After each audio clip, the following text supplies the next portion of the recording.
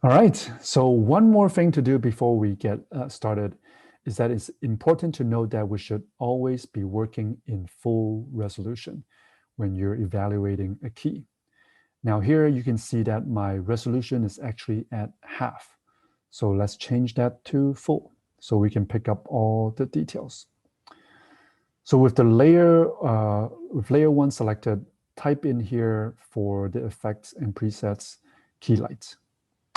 Double click that, and then it will add our effect for us. Or I can find it in the effects menu under keying.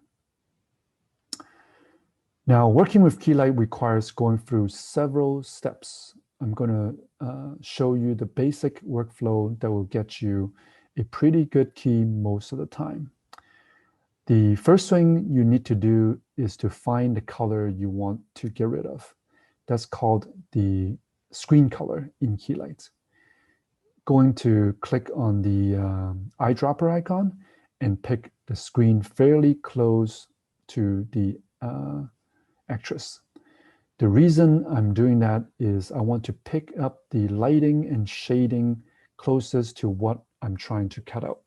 If I pick something in a far corner, it may be different in illumination than the area that I really want to key near the actress. So I start there. And you might be tempted to say, this looks great, pretty good. Well, not entirely. We do have a little bit of work to do to really make this a perfect alpha channel. One that is where completely opaque, where the body is, and it is a solid alpha channel. So the best way to improve that in Keylight is to change the view pop-up from final result to status. Status is basically a very exaggerated version of the alpha channel. What is white here means that it is opaque. What is black here means that it is transparent. And the gray basically says is anything that lies in between the two will have the gray color. So we don't know how much transparency is in the gray. It could be a lot or it could be a little. Gray is kind of ambiguous. So you see, I have a lot of partial transparency in this shot that I need to clean up. So to do that, I need to go into the screen matte section of Greenlight. I need to alter a few parameters, one of which is the black point and the white point of the matte, or the alpha channel to get rid of any ambiguity, and make sure that the background is completely transparent and the body is completely opaque. So the general philosophy here for these parameters is make the minimum change you have to get the desired results. If you over-adjust, we'll get a very harsh edge between our foreground and our background. So once again, the game here is going to be make as much change as we need such that the background is basically solid black, and as much as we can make the foreground solid white while retaining a nice amount of gray right around the edges. So let's go through a few things that we can tweak. The first parameter that we're going to tackle is actually the screen color. If we get this optimally correct, it will make the rest of the keying process go much more smoothly. So to do this, I'm going to recommend a special custom little setup, and it takes just a little time here. The first step is to open up a layer view and to grab that tab at the upper left and just drag it down so it's side by side with the comp view. The next step is to make a little adjustment to that view. So we're going to be working initially in status view, and I'm going to go ahead and reset. And by reset means we're going to start over with our screen color selection. So we'll go to the status view here. We don't want to see status in both views. And by the way, if you're curious why this is red right here, this is just a result of the garbage matte that I have around there. you don't need to pay attention to the fact that this is red. It's only really nothing really to worry about. So over here on the right, I'm just going to drag this over until I see the render checkbox. And I'm just going to uncheck that so that I'm looking at the source clip again. Okay, so now I'll just drag it back so I can see both of them. And this is pretty flexible and pretty useful. So now I have the clips side by side, one with the status view and one without any render, which is the original view. And now having that, I'm ready to take the eyedropper tool, and the final step here is going to be to go over here to the layer view. And as soon as I'm ready, hold down the Option Alt. And in my case, I'm on a Mac, so I'm going to hold down Option. In PC, you can hold down Alt. And as soon as I do that, and I drag the eyedropper around, I'm going to see in real time how the color is updating according to the screen color that is under the cursor. So I can go everywhere in the scene and compare basically which color that I pick gives me the optimal screen color choice. So the next parameter I'm going to tackle is the clip black to clean up the background. I'm going to use the clip black to get rid of my worst issues. Then use the other parameters to clean it up even more from there. I'll click and start dragging, and we'll use a little bit, our mentality of that a little bit goes a long way with the philosophy that we have of making a very minimum, trying to make minimum changes. I'm going to hold Command on Mac, Control on Windows.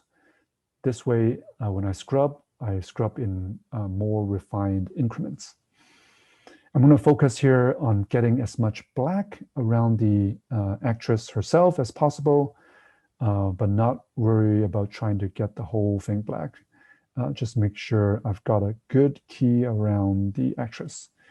And I'm going to back off a little bit here and just tweak it a little bit more.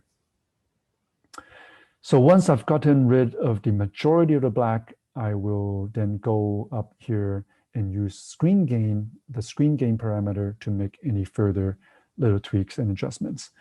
So it will become our baseline. Now, the screen, because we have a pretty good original footage here, screen gain doesn't add that much. But in other cases, screen gain might actually help us a lot in terms of separating our foreground and our background. Okay, so with that, I'm gonna, now that we've got the black where my background's supposed to be, which is good, now I need to take her, kind of her area that's supposed to be opaque and turn it white. And to do that, I need to reduce the clip white parameter. Again, I'll hold down Command on Mac or Control on Windows to scroll with smaller increments. And you see I'll either get white or green color light. So we get some green color light here. Now the green shading is basically Keylight telling us that this is an area where it's detected some green color, or what we call green spill, from the footage. And it's going to perform some color correction to clean that up. So that's a good thing. Still has a nice solid alpha. It's just telling me ahead of time that it's going to perform some color correction. So I don't mind the gray areas around her edge because that's supposed to be semi-transparent, and especially around her hair. So I want a nice feathered alpha channel where her hair is, and that then that looks pretty good.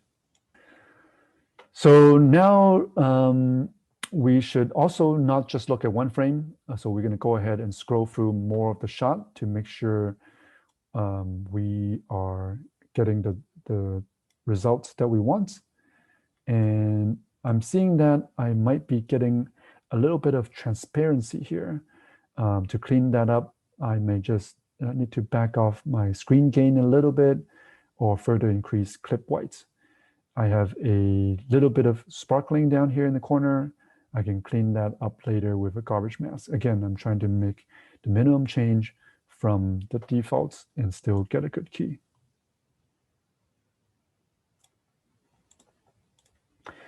So once I'm satisfied that I've got a nice black area for the background that's transparent and a nice white or light green area for the foreground that's supposed to be opaque, I'll switch my status back to final results. And now I see that I have a much cleaner alpha channel.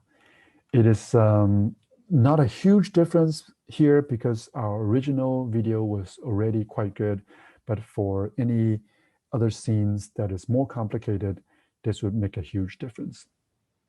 All right, and here is our keyed actress. It's a good start.